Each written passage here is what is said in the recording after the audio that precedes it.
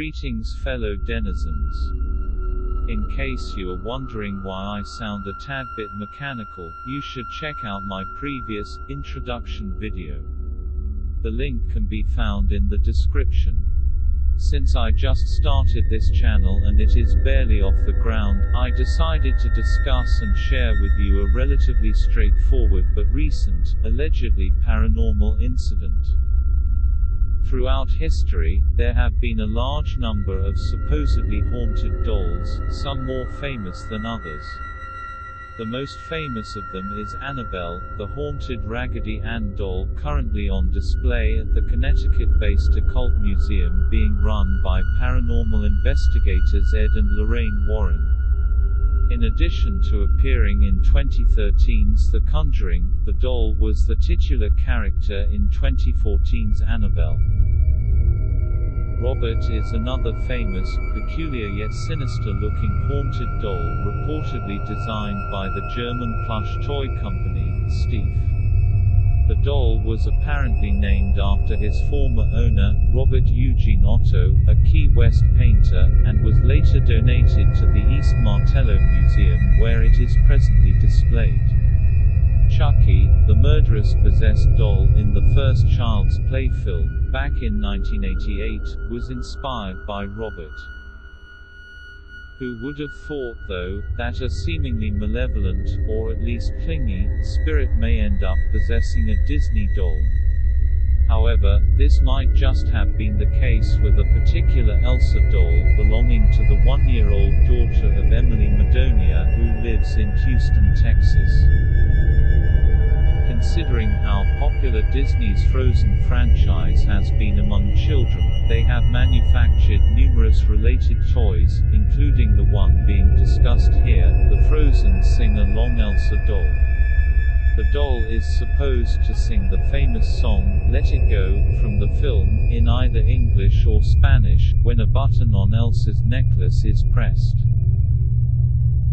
Strangely though, over the past few years, the doll that Emily bought for her daughter would randomly begin speaking and singing out of the blue even when it was switched off. But that is not what made the parents paranoid and led them to suspect that the doll might be haunted.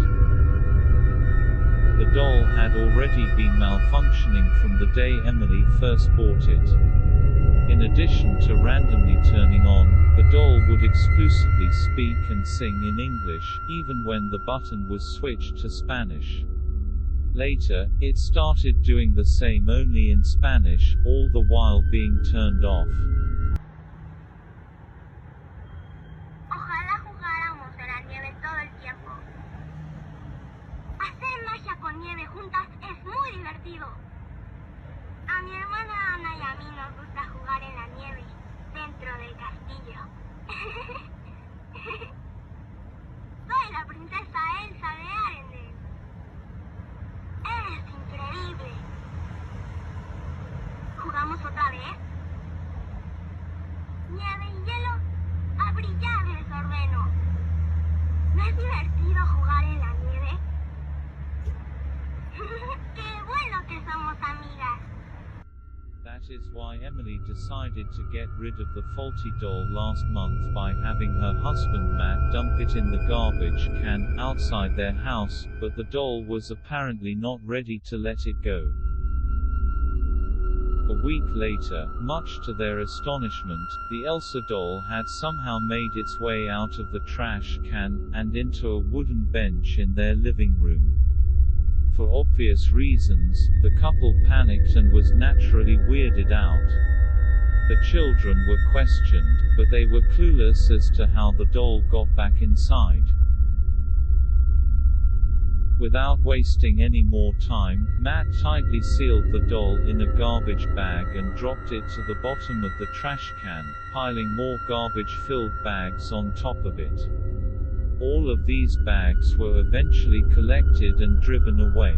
They hoped that they would no longer be seeing the wretched doll, but Elsa made her return for a second time. Earlier this month, Emily and Matt discovered the doll in the backyard, which likely freaked him out even more. Emily first posted about her plight to dispose of this Elsa doll on December 24, 2019 and followed up on its second, unexpected reappearance on January 9 this year. She received offers from avid collectors and paranormal investigators to buy the doll. Even the Travel Channel contacted her. For her though, the only viable solution to prevent the doll from reappearing a third time was to mail it to her friend Chris Hogan, who lives 1,500 miles away from Houston. Prior to being forced into this lengthy journey, the Elsa doll bade Emily a creepy goodbye by abruptly laughing for 30 seconds, something she had reportedly never done before. Judging from Chris's Twitter posts, he apparently finds the situation hilarious and claims to be a skeptic, but perhaps this uncanny, reappearing Elsa doll might make him a believer.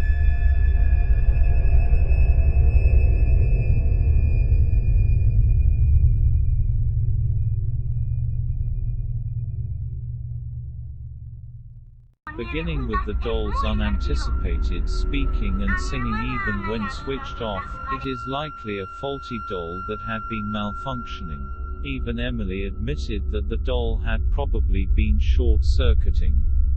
As for the doll's persistence to return back to the Madonia family, Emily has claimed that it was not a hoax, nor were her children responsible for it. Despite the momentary, online and viral fame they have gained, since I am not here to reach a conclusion but to merely discuss and narrate, this might actually be true. Of course, this is not the first doll that has been reported to be allegedly haunted, as stated at the beginning of this video. So it is up to you to decide whether there might indeed be a spirit possessing this Elsa doll.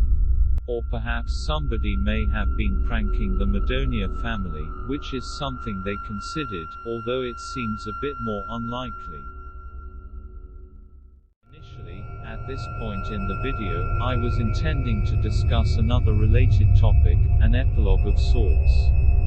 However, considering how long it already is, and many of you who are still watching might be hoping it will end soon, so I shall conclude this video here.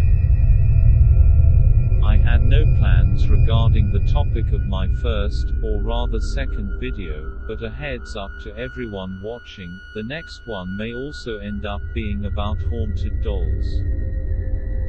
As before, I once again thank you from the deepest, darkest depths of my heart for watching.